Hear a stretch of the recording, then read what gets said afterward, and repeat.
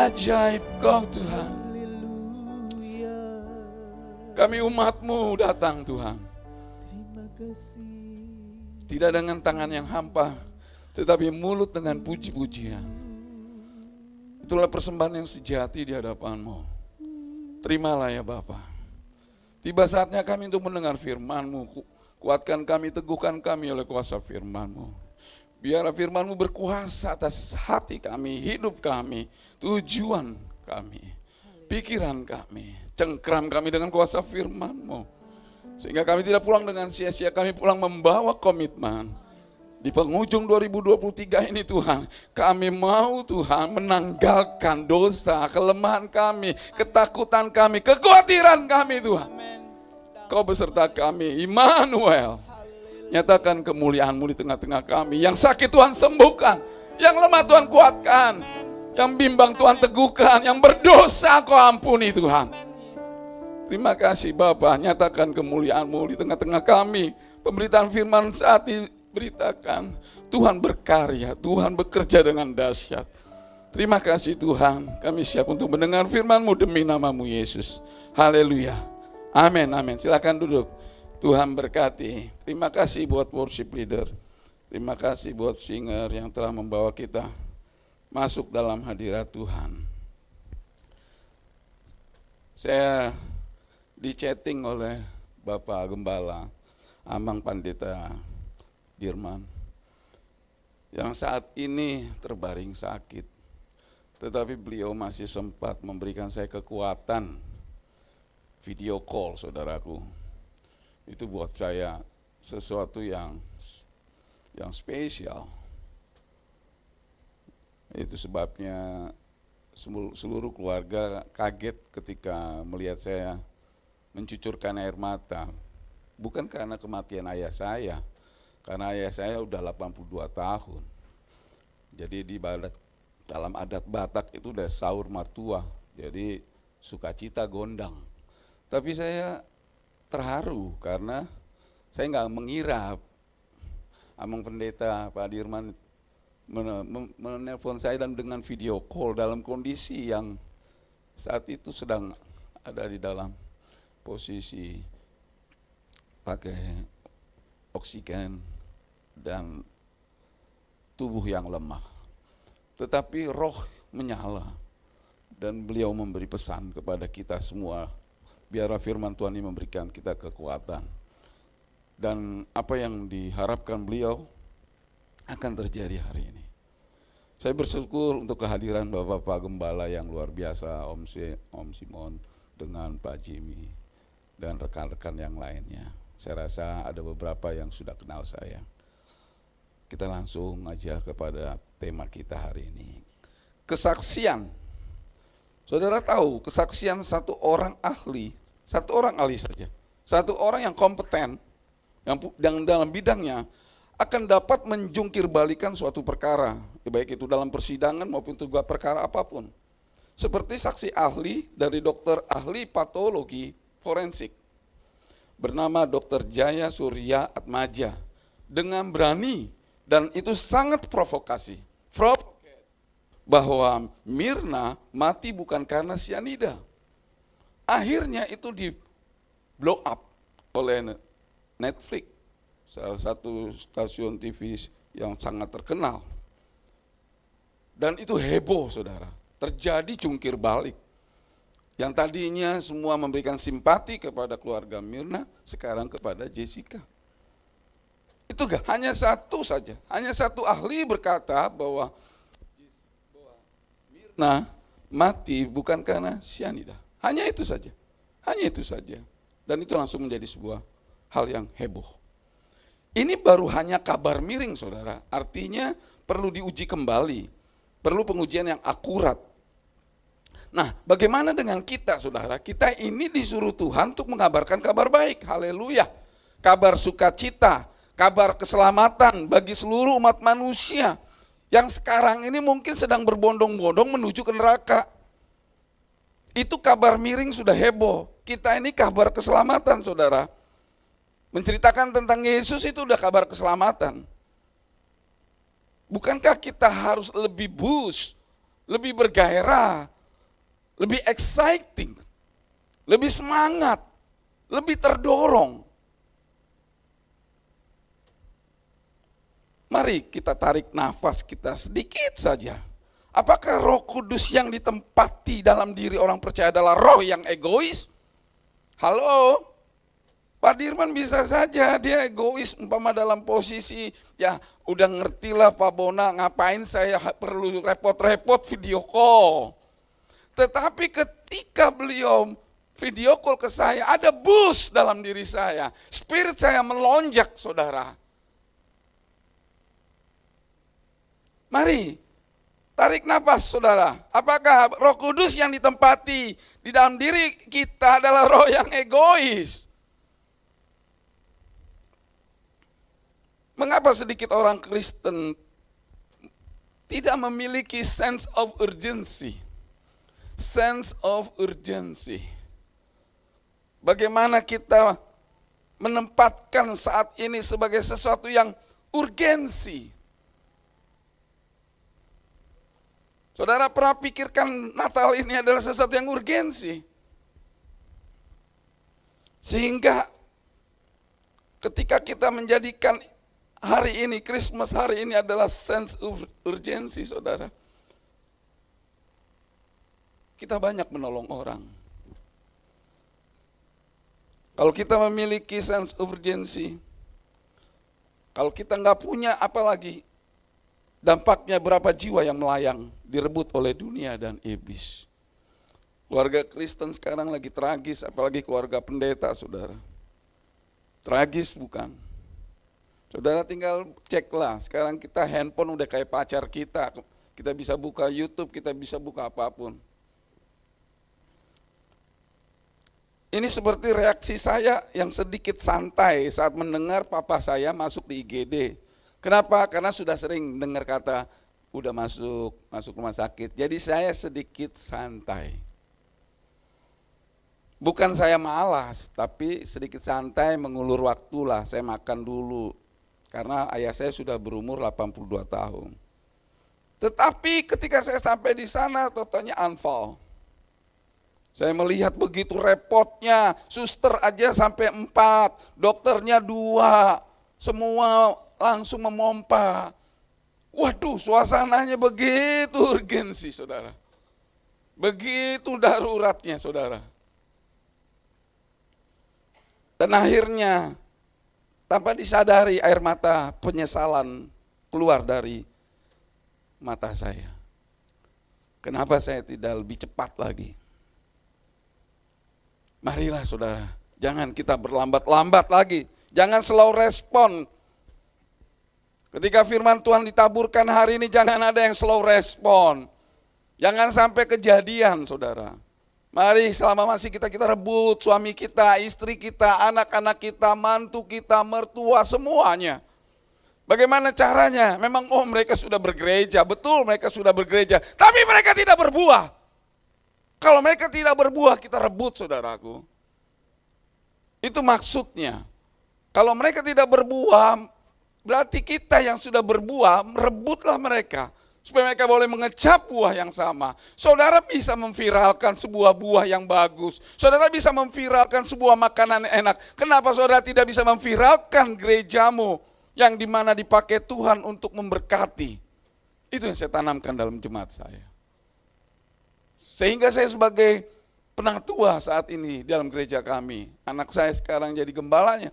Mereka saya tanamkan kuat seperti itu. Engkau sudah berbuah, mari rebut orang supaya kasih tahu bahwa saya sudah berbuah. Anda pun harus berbuah, karena Tuhan akan melihat buahnya. Jangan sama seperti Lot. Lot sengaja berlambat-lambat. Apa yang terjadi? Dampaknya ada konsekuensi di sana. Ketika saudara berlambat-lambat ada konsekuensi. Ketika saudara menunda pada hari ini untuk membawa keluargamu untuk ikut Natal, saudara, saya mau kasih tahu ada konsekuensi. Itu yang terjadi kepada istri Lot. Dia mati, saudara. Bukan itu saja, mereka membawa dosa-dosa dari Sodom dan Gomora. Sehingga 2 putrinya memperkosa Lot. Keluarga ini dikutuk, saudara. Padahal dia keluarga rohani. Keluarga rohani. Jadi saudara, jangan sampai kita merasa kebal. Amin. Kita pun, keluarga kita bisa juga ambruk. Mari kita semua di tempat ini, jemaat yang saya kasih, sense of urgency, punya rasa yang darurat. Tempatkan suasana ini sebagai sesuatu yang darurat seperti yang saya lihat di ruang IGD. Waktu ayah saya detik-detik meninggal, dipanggil Tuhan. Saya baru melihat suasana sense of urgency itu. Dan itu sebabnya saya datang hari ini. Sekalipun dalam kondisi duka cita, tapi saya mau beri kekuatan kepada kita semua dalam kelemahan saya. Amin. Firman ini harus disampaikan kepada kita. Jangan slow respon dan jangan berlambat-lambat. Kalau engkau sudah mendengar firman Tuhan ini, engkau ditemplak, engkau ditegur. Saya mau kasih tahu saudara, segera ambil komitmen dan katakan di dalam hatimu. Saudara, mendengar firman Tuhan itu jangan sekedar monolog saudara, tapi engkau juga berbicara, berdialog dengan Tuhan. Waktu kau dengar firman Tuhan ini, kau katakan, ya Tuhan, aku teringat sama opungku, aku teringat sama namboruku, aku teringat sama udakku, aku teringat sama cici, aku teringat sama keluarga yang lain. Amin. Karena mereka tidak berbuah. Dalam ketidakberdayaan Bapak Gembala, dia sempat video call dengan saya, ini buat saya teladan yang baik. Begitu juga melihat tema Natal tahun ini, yang terambil dalam Kisah Para Rasul 1 ayat 8b, dikatakan jadilah saksi Kristus bagi dunia. Ini ada suatu desakan saudara, desakan dari hati Bapak Gembala kita, untuk jemaat bersaksi. Untuk jemaat bersaksi, jangan pelit, jangan egois. Roh Kudus yang ditempatkan dalam dirimu bukanlah roh yang egois, tapi roh yang berempati, bersimpati, yang bergerak, menolong, menyelamatkan. Seperti malaikat yang ada di dalam Sodom dan Gomora. Ketika Lot berlambat-lambat, maka dipeganglah tangan istri dan anak-anaknya. Haleluya. Syukur-syukur dipegangnya masih hidup. Kalau Tuhan nanti pegang kita di ruang IGD, saudara mau apa? Di sini masih enak, Bonaparte khotbah hari ini. Saudara bisa altar call, saya doakan dengan musik yang enak. Tapi nanti di ruang urgensi bunyinya, musiknya dahsyat.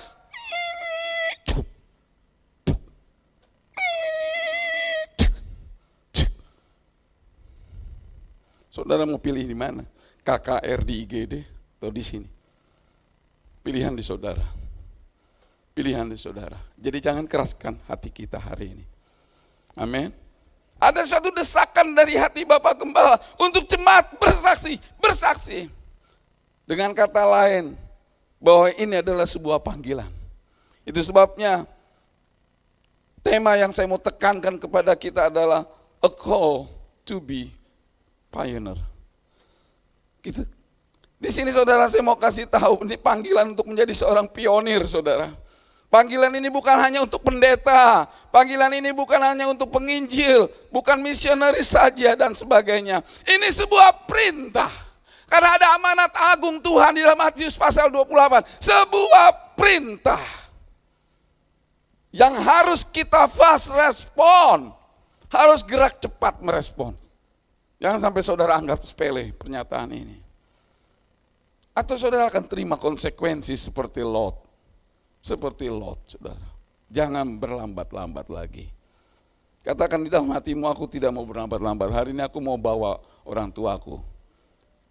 Gereja kita masih ada Natalkah Bapak? Besok, puji Tuhan. Saudara, ini waktu yang terbaik. Amin. Mari kita bawa. Biar mereka boleh melihat kemuliaan Tuhan di tengah-tengah kita.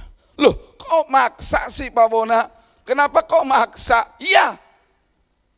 Saya paksa, kenapa? Saya tegas di atas mimbar ini. Untuk saudara tahu bahwa itu adalah sebuah perintah. Mari kita buka mata kita baik-baik. Agar panggilan dan pilihan kita enggak konyol. Panggilan dan pilihan kita bukan seenak udel kita. Kita harus sesuai firman. Apa yang Tuhan mau, bukan yang gembala mau atau Pak Bona mau. Tapi apa yang Tuhan mau. Di situ di mana kita dipanggil dan dipilih untuk menjadi saksi Kristus supaya kita semakin teguh dan semakin kuat. Di dalam 2 Petrus 1 ayat yang ke-10 dalam terjemahan TEC 3-nya luar biasa saudara. Oleh karena itu saudara-saudari, berusahalah lebih keras saudara. Ini bukan bagian Tuhan, ini bagian kita. Lebih keras, lebih boost. Amin. Saudara gak akan pernah bisa lihat saya terlalu duka cita. Kenapa? Karena saya sudah banyak bawa ayah saya KKR. Saya doakan perjamuan kudus dalam kondisi dalam kursi roda. Haleluya.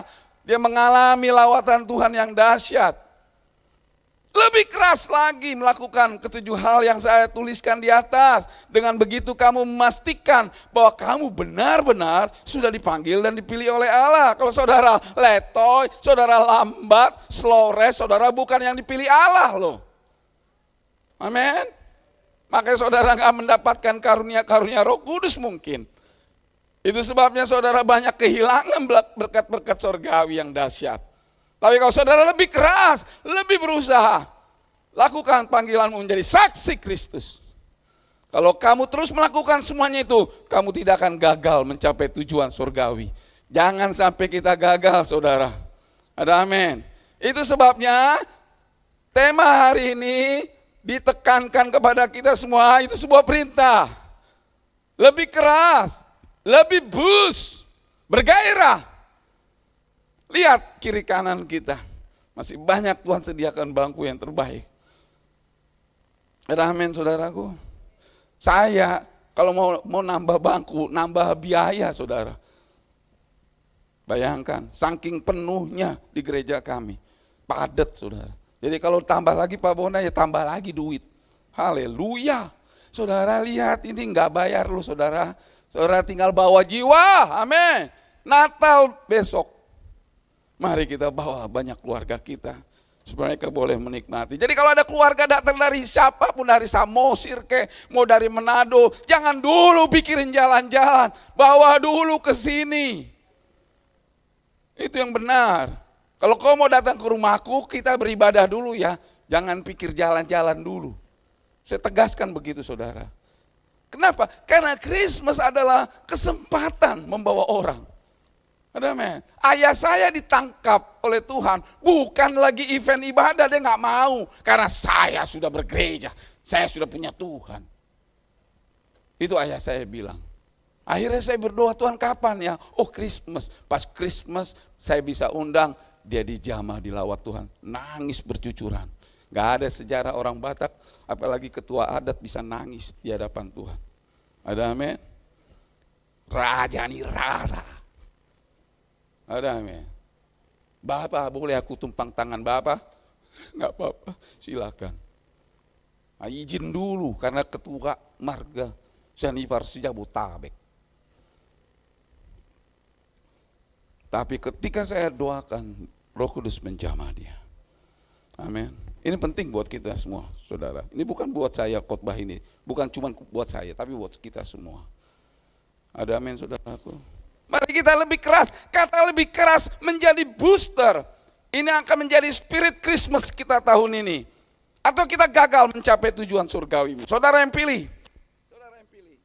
Saudara mau ambil atau tidak? Itu urusan saudara. Tapi di atas mimbar ini saya katakan ambil firman Tuhan hari ini. Amin.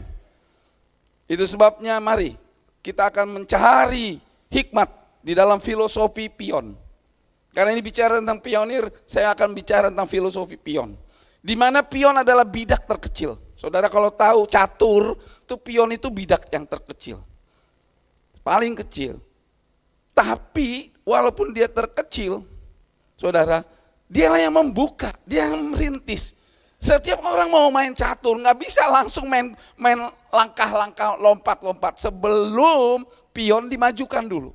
Entah satu langkah, entah dua langkah, itu sudah menjadi konsekuensi, sudah menjadi aturan mainnya. Pion harus maju dulu. Itu sebabnya tema hari ini, a call to be a pioneer buat kita semua. Kita adalah pionir-pionirnya Tuhan. Kita ada dipanggil untuk menjadi pionirnya Tuhan. Kita adalah pion, walaupun kita bidak terkecil. Ini sama seperti potret gambaran domba yang lemah. Kita ini domba yang lemah. 1 Petrus 2 ayat 25, TSI 3 juga bagus sekali. Dulu kita hidup seperti domba yang tersesat, lemah, gampang tersesat, gampang kecebur, gampang bolak-balik, gampang gak jelas hidupnya. Tetapi sekarang kita sudah kembali kepada Sang Gembala pemelihara hidup kita. Amin. Itu sebabnya mari kita yang sebagai domba yang lemah, kita harus berpegang kepada Gembala kita, supaya langkah hidup kita terpelihara. Artinya sama seperti pion, kita ini pion di tangan seorang master catur yang luar biasa. Haleluya. Begitu juga hidup kita seperti domba di tangan Gembala Agung, Tuhan Yesus Kristus, Mesias yang kita agungkan, yang telah lahir, bangkit dan menyelamatkan kita. Haleluya. Luar biasa Tuhan Yesus. Karena itu ada 5 filosofi pion yang menjadi booster bagi orang percaya untuk bersaksi bagi Kristus. Saya pastikan 5 filosofi ini bagus sekali buat kita semua. Pertama adalah pionir itu mengedepankan teamwork. Saya tanamkan terus di gereja kami, teamwork. Jangan ada yang one man show, jangan ada yang paling unggul, jangan ada yang paling sombong, karena sombong akan dipukul Tuhan segera. Tuhan benci orang sombong. Itu sebabnya saya banyak membebaskan anak saya mengembalakan dengan caranya yang luar biasa, yang selalu upgrade dan update. Haleluya. Tapi hanya saya mengawasi, saya tidak terlalu banyak mencampuri, mengintervensi hal-hal yang dimana dia mendapatkan sesuatu dari Tuhan. Dan puji Tuhan semakin berkembang. Haleluya. Pion sadar, kita ini pion, kita ini domba yang lemah, sadar bahwa diri kita ini tidak sekuat bidak-bidak yang lain. Kalau dalam catur itu ada kuda, ada peluncur, ada ratunya, ada rajanya, ada benteng dan semuanya. Saudara kalau mengerti catur paling bagus khotbah hari ini. Haleluya. Tapi dia tahu juga jumlahnya paling banyak. Sehingga dia harus bekerja sama jika ingin menjadi kuat. Amin. Saya tadi berdoa sebentar dengan pelayan-pelayan Tuhan di tempat ini, saya lihat banyak. Haleluya. Amin. Kita pion-pion ini saudara harus bekerja sama supaya menjadi kuat. Bersatu pion teguh, bercerai pion runtuh. Tanamkan itu kepada pelayan-pelayan Tuhan di tempat ini. Ada amin saudaraku, ini penting saudara. Di dalam Matius 12 ayat 25 terjemahan AMD-nya bagus sekali saudara. Yesus tahu yang dipikirkan oleh orang Farisi itu, maka ia berkata kepada mereka, jika di dalam suatu kerajaan terjadi perpecahan dan saling menjatuhkan. Terlalu banyak saudara, gereja itu udah hampir mau bangkit, mau dahsyat, tapi saling menjatuhkan, makanya ambruk lagi. Jangan sampai kita saling menjatuhkan. Pasti kerajaan itu akan hancur. Begitu juga di sebuah kota atau keluarga yang anggotanya saling bermusuhan. Mereka tidak mungkin dapat bertahan. Ini penting sekali Pak Saudaraku. Ini pelajaran yang menarik buat kita. Ini pelajaran yang mendesak kepada kita. Mari kita belajar dari binatang yang terkecil saudara. Karena kita pion, kita domba yang lemah. Belajar dari binatang terkecil. Amsal 30 ayat 24 sampai 28 baik sekali. Ada 4 binatang yang terkecil di bumi. Tetapi yang sangat cekatan. Semut. Pertama, semua bangsa yang tidak kuat. Tetapi yang menyediakan makanan di musim panas. Pelanduk, bangsa yang lemah. Tetapi yang membuat rumahnya di bukit batu. Kemudian belalang yang tidak punya raja, namun semuanya berbaris dengan teratur. Cicak yang dapat kau tangkap dengan tangan, tetapi yang juga ada di istana-istana raja. Haleluya. Saudara, Bapak Gembala kita sedang dalam kondisi kurang sehat. Bukan berarti gereja ini tidak berjalan, bukan berarti gereja ini tidak move on. Haleluya, ayat ini jelas katakan, sekalipun tidak punya raja tapi bergerak. Dipakai Tuhan dengan dahsyat, komitmen. Yesus yang naik ke surga, kehilanganlah mereka seperti leader. Ada aja Tuhan tampilkan Petrus si penyangkal itu. Amin. Mari kita jangan menutup. Jangan menutup untuk setiap kita memiliki potensi yang dahsyat. Begitu pula orang Majus dan para gembala di padang. Saudara pikir mereka enteng, mereka memiliki resiko yang besar. Tapi namun mereka konsisten dengan laju. Laju perjalanan mereka onta itu 13 sampai 16 km per jam. Aduh lelet saudara, ini minimum maksimum. Minimum speednya, sangat minimum. Sangat kecil kecepatannya. Saudara bisa bayangkan jarak yang mereka harus tempuh dari tempat mereka sampai kepada Bethlehem. Itu 4.000 km. Itu Kita aja dari Jakarta ke Bali itu cuma 1.200 kilometer. Ini 4.000 kilometer, saudara. Tetapi mereka tetap konsisten, mereka tetap konstan, mereka tidak mau undur, mereka nggak ada pemikiran, aduh capek ngapain ke sono, kita juga bukan orang Yahudi kok, untungnya apa, benefitnya apa buat kita, jangan mengeluh. Kita banyak mengeluh, padahal rumah kita dekat untuk pelayanan ke tempat ini, tapi kita butuh uang, kita butuh benefit, jangan saudara, orang Majus itu tidak ada benefit apapun yang dia terima. Untungnya apa dia? Justru dia membawa semua persembahan, emas, mur, kemenyan, semua dibawa saudara. Amin. Gak ada mereka parkir, gak ada mereka istirahat, mereka terus bergerak. Karena mereka tidak mau kehilangan berkat Tuhan. Ada amin saudaraku. Begitu juga gembala di Padang. Saudara tahu gembala di Padang. Saudara, emangnya enteng? Dari tempat mereka di Yudea sampai kepada Bethlehem. Itu ada perjalanan yang cukup lumayan saudara. 90 kilometer saudara. Emang gampang bawa domba-domba. Tiba-tiba dombanya kesesat. Tiba-tiba dombanya nyungsep. Bagaimana bawa domba semarin? Ayo ke sana.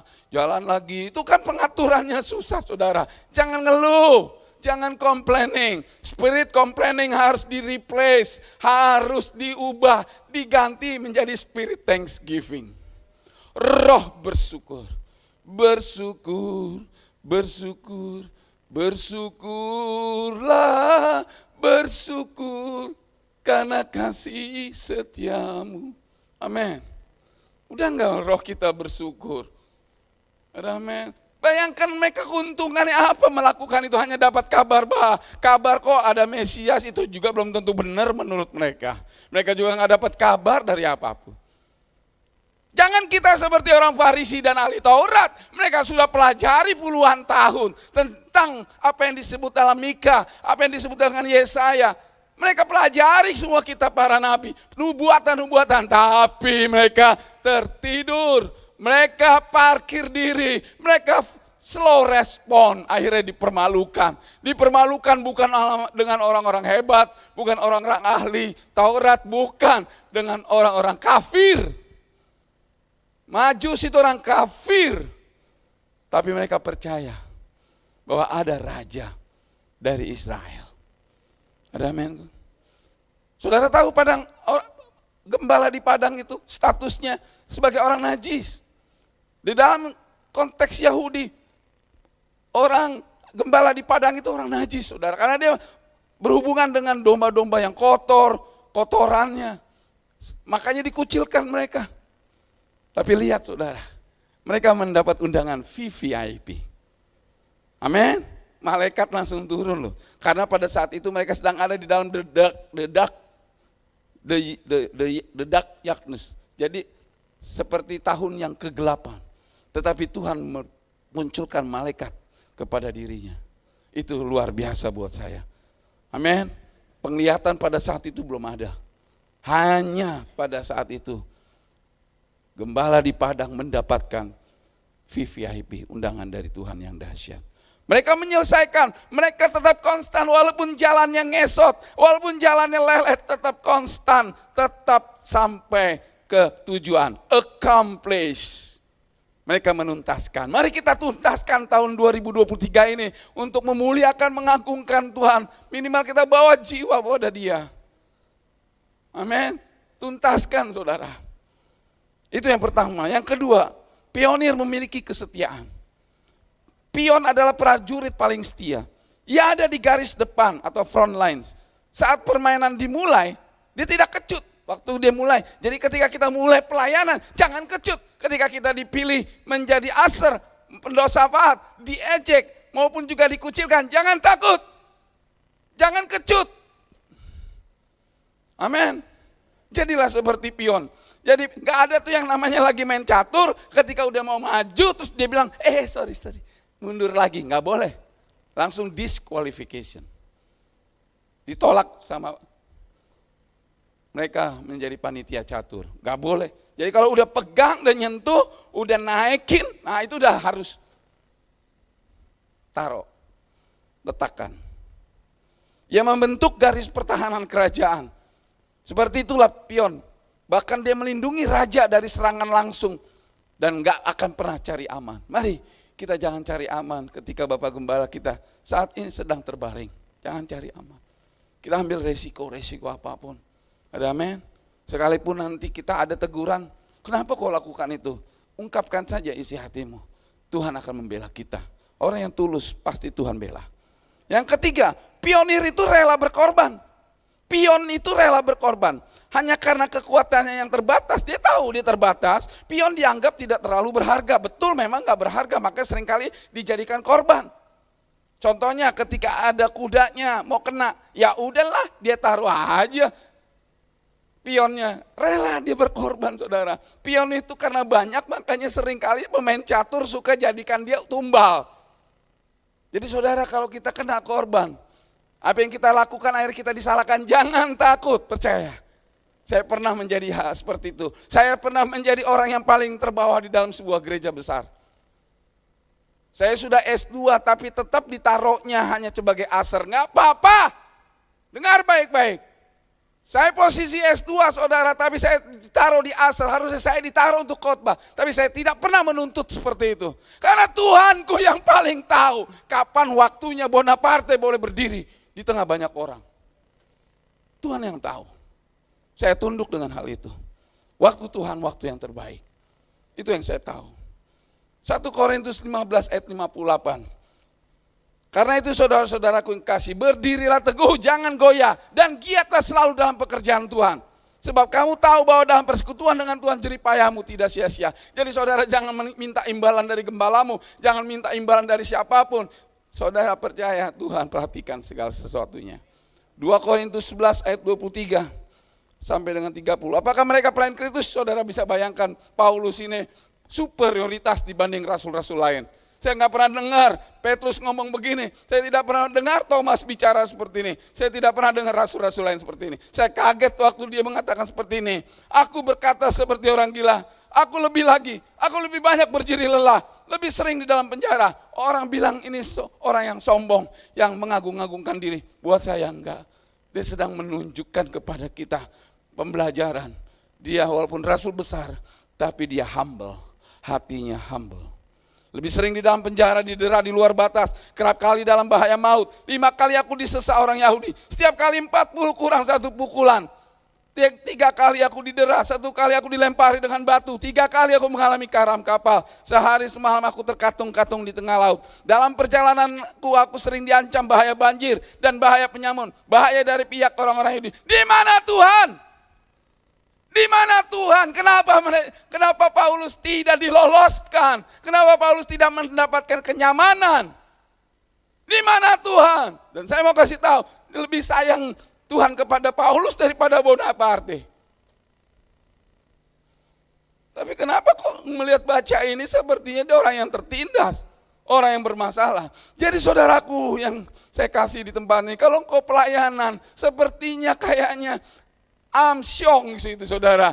Langkah-langkahmu kayak tersendat atau apa, jangan takut, tetaplah konstan seperti orang Majus, seperti gembala di padang, konstan terus langkahkan, jalan terus, amin.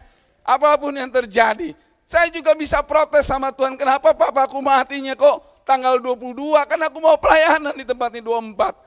Dan saya mau kasih tahu, itu indah pada waktunya. Itu waktu Tuhan yang dahsyat buat kita semua, buat saya pribadi. Saudara baca sendiri di rumah, lihat, itu sampai ayat yang ke-30, ini bicara tentang dikorbankan, pengorbanan tidak akan pernah sia-sia. Haleluya. Pionir itu rela berkorban, siap untuk dikorbankan. Haleluya. Kita harus siap untuk dikorbankan.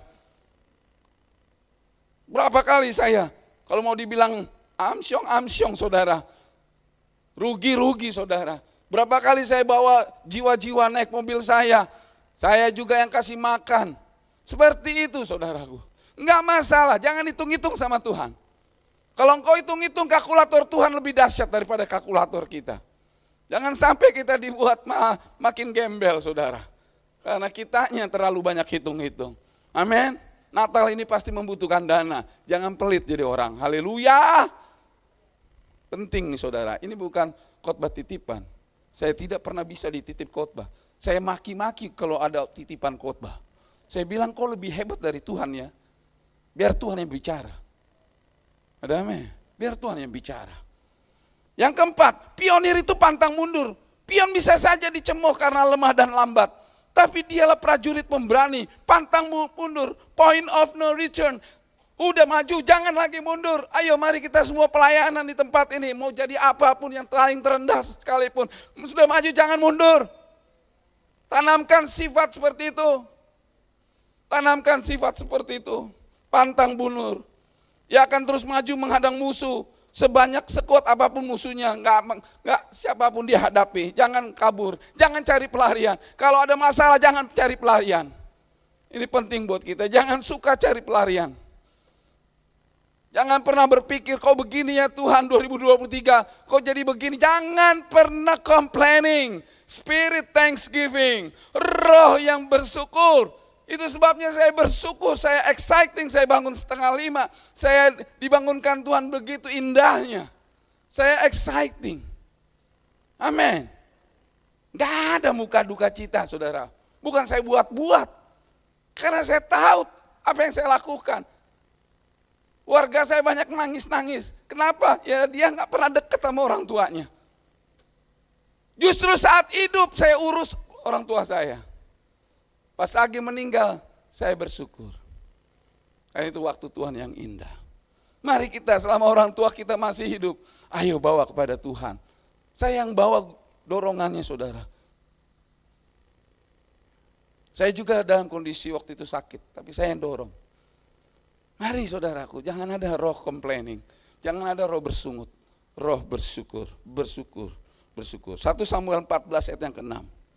Berkatalah Yonatan kepada bujang pembawa senjata itu, mari kita menyeberang ke dekat pasukan pengawal orang-orang yang tidak bersunat ini. Artinya musuh-musuh saudara. Mungkin Tuhan akan bertindak untuk kita. Sebab bagi Tuhan tidak sukar untuk menolong, baik dengan banyak orang maupun dengan sedikit orang. Saudara, saya bersyukur punya istri yang selalu menopang saya, menguatkan saya. Waktu saya mau rebut keluarga saya nggak pernah mau sendiri saudara. Saya butuh istri saya. Sehingga ketika kita bersatu, saya mulai bawa anak saya lagi. Akhirnya kita bisa menyelamatkan banyak keluarga. Jangan soal sendiri saudara. Mari kita lihat, kita bawa. Dia nggak level saya, dia nggak ngerti firman Tuhan. Dia bukan pelayan Tuhan, jangan sombong saudara. Jangan sombong. Bagi Tuhan kecil saudara untuk mengubah istri kita. Terlalu sederhana untuk mengubah suami kita. Tapi Tuhan ingin lihat dulu dari hati kita. Kita mau gak penyerahan diri? Ada amin? Mau penyerahan diri gak? Mau bersyukur gak? Yang terakhir saudara, pionir adalah agen transformasi. Kok bisa begitu? Perhatikan saudara. Terakhir, dia adalah paling heroik. Pion salah satunya, bidak yang jika berhasil mencapai ujung, ketika dia lawan-lawannya dia hajar. Terus dia berhasil sampai kepada tempat musuh, dia akan berubah saudara. Dia akan berubah. Saudara kalau ngerti catur enak ini pemahamannya. Kalau dia sampai mencapai papan paling ujung, dia bisa berubah menjadi apapun. Kalau seandainya ratunya meninggal, udah diambil sama lawan, dia bisa berubah jadi ratu. Kalau bentengnya juga ambruk, dia bisa berubah jadi benteng. Suka-suka pemain caturnya, artinya suka-suka Tuhan. Suka-suka Tuhan mengubah kita mau jadi apa. Ada amin? Kalau kita dalam kondisi lagi kekurangan, Tuhan izinkan itu terjadi. Kalau kita lagi diperkaya, jangan kikir. Ada amin? Dia yang memberi, dia yang mengambil. Ada amin? Suka-suka Tuhan. Itu seperti main catur itu tadi. Kalau dia udah masuk ini, aku mau benteng aja. Wah, ini kayaknya aku ganti dengan ratu. Suka-suka Tuhan. Kalau kita mau diangkat tinggi, puji Tuhan. Kalau kita dalam posisi untuk direndahkan, mungkin kita terlalu sombong. Sehingga perlu direndahkan serendah-rendahnya. Ada amin saudaraku? Mari periksa hati kita daripada complaining sama Tuhan. Seperti orang awam dalam Kisah Para Rasul 11 ayat 20-21. Ini bagus sekali saudara. Namun beberapa pengikut Kristus yang berasal dari Siprus dan kota Kirene juga datang ke Antioquia. Ini orang awam saudara. Saya mau kasih tahu ini orang awam, orang biasa, dia nggak ada jabatan. Dia bukan rasul, bukan penatua, bukan diaken, tidak ada jabatan. Mereka lah yang mulai menceritakan. Nah, mereka hanya menceritakan. Mereka hanya mau bersaksi tentang Kristus. Haleluya, sederhana saja. Mereka belum masuk teologi. Mereka belum diajar oleh Gamaliel. Bukan, saudara. Mereka bukan orang-orang institut teologi, bukan saudara. Mereka mulai menceritakan kabar baik tentang Tuhan Yesus kepada orang bukan Yahudi. Dan apa yang terjadi? Tuhan Allah menolong mereka. Sehingga sejumlah besar orang yang bukan Yahudi percaya dan beralih menjadi penyembah Tuhan Yesus. Terjadi revival. Terjadi kebangunan rohani, saudara. Haleluya. Jadi saudara jangan nunggu diangkat oleh Bapak Gembala, Pak Dirman. Jangan, ambil aja bagianmu. Amin. Tuhan akan memberkati kalau kita tulus seperti orang Kirene dan Siprus. 2 orang tapi menjadi kebangunan rohani. 2 orang menghebohkan Yerusalem. Sehingga diutuslah orang-orang untuk datang ke sana. Untuk melihat benar gak terjadi. Wow, benar terjadi. Kemuliaan Tuhan luar biasa. Ini penting ayat ini buat kita semua. Mari kita semua di sini terpanggil untuk menjadi pionir. Amin. Untuk menjadi pion-pionnya Tuhan. Mari kita mulai bersaksi. Bersaksi jangan terlalu jauh-jauh. Jangan bilang, oh saya terpanggil untuk Amerika. Lu namanya jalan-jalan. Ya. Saya pernah komunikasi dengan para misionaris. Pak Bona, doakan saya terpanggil mau ke San Francisco. Nggak usah, udah ke Papua aja. Kalau kejauhan, saya nggak pernah. Saya diundang di Facebook, saudara. Itu udah hampir berapa negara, saudara. Tapi saya tolak. Karena saya tahu untuk apa, terlalu jauh buat saya. Amin. Itu sebabnya Bonaparte telah memberkati 250 GSJA dari Sabang sampai Merauke. Saya udah catat 250. Saya sudah melakukan kontribusi itu, saudara. Dari gereja yang padam bangkit kembali. Ngapain saya terlalu jauh? Udah gitu foto-foto lagi di hotel, lagi makan. Aduh saudara, maaf. Saudara dilihat Facebook saya gak bakal ada yang seperti itu. Saya hanya membagikan kemuliaan Tuhan. Saya hanya membagikan Tuhan Yesus dahsyat. Amin. Saya hanya bisa bagikan itu. Saya gak bisa bagikan yang lain. Buat saya mahkota itu adalah bonus. Tetapi bagaimana saya harus bisa menyelamatkan banyak orang. Saya terbeban buat gereja-gereja di kampung-kampung. Saya kadang gak pernah mau menerima semua itu. Saya justru menolong mereka. Dalam kondisi saya stroke, saudara. Saya gak pernah minta sembuh. Waktu saya kena stroke, saya bilang sama Tuhan, begini doa saya. Tuhan, aku mau pelayanan. Karena jam 4 pagi aku harus ke Sampit. Tuhan, aku mau pelayanan. Anak semua minta, kok telepon panitia supaya batal. Jangan dulu, biar Tuhan berkehendak. Semua udah panik di ruang IGD. Dan saya bilang, Tuhan, aku mau pelayanan. Gak ada minta kesembuhan, artinya apa? Kalau aku cacat pun, aku akan tetap jalan. Amin. Tapi rupanya Tuhan izinkan saya tidak bergerak. Artinya saya kena serangan stroke akut. Jadi bukan cuma setengah, tapi akut. Semua tidak bisa bergerak. Baru situ saya surrender kepada Tuhan. So be it Lord, terjadilah kehendak-Mu. Saya telepon, minta maaf, saya video call. Ini kondisi saya. Mereka nangis semua, karena mereka rindu. Dan saya akan bayar, saudara.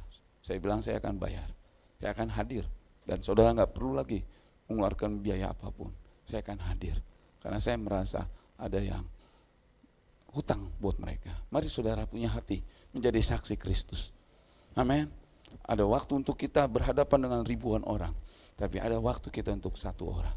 Karena Yesus lakukan itu kepada orang Samaria. Jauh-jauh, padahal dia bisa satu jalan langkah, tetapi dia keliling lagi sampai dia menemukan satu jiwa.